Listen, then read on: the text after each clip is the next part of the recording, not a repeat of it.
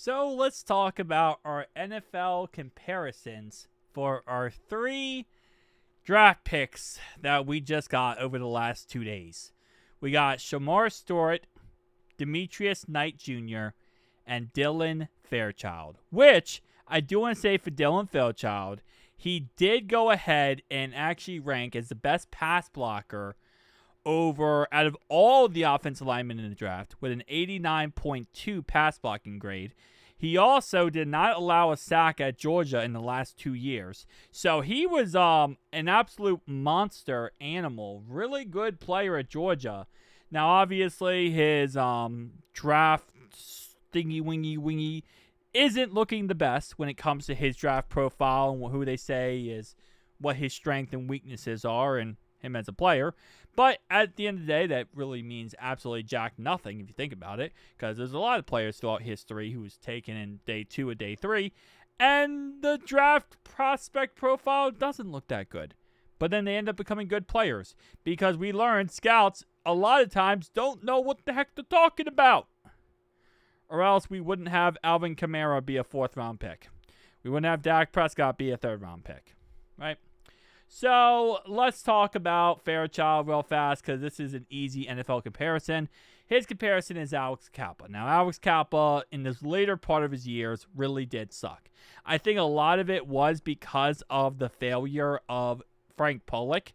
And I think Frank Pollock did not help Kappa. And when the rest of the offensive line is not being worked on and not being perfected, plus some injuries to Alex Kappa, it definitely hurt him a lot. But if you go back and looked at Alex Kappa when he played for the Bucs, he was really freaking good. And even in his early part when he joined our team, he was actually really good. So this NFL comparison, I did go crazy on stream because at the end of the day, it's like we just got rid of this guy and now we're getting a guy who, actual comparison is Alex Kappa. But for the most part, it's not really a bad thing. It's actually kind of a good thing, again, in the early part of his career.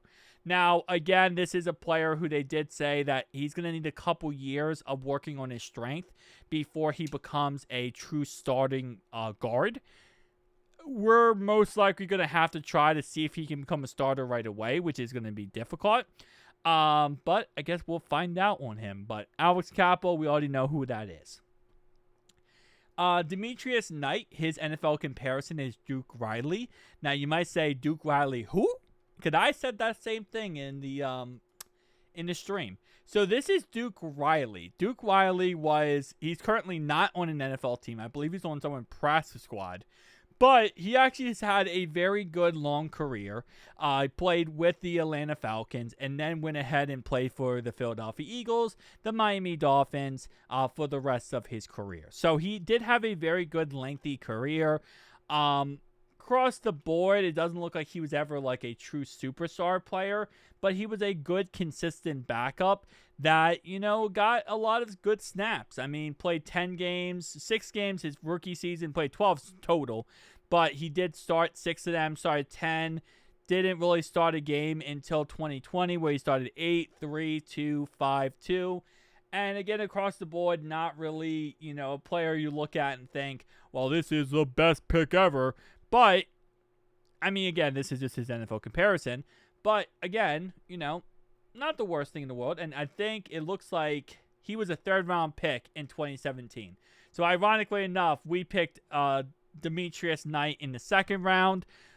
Ari on Twitter did say he thought we picked him a little bit too early, just a tad bit too early. But for the most part, when it comes to the NFL draft, if you like someone, you take them. Last year, we took Eric All in the 4th round.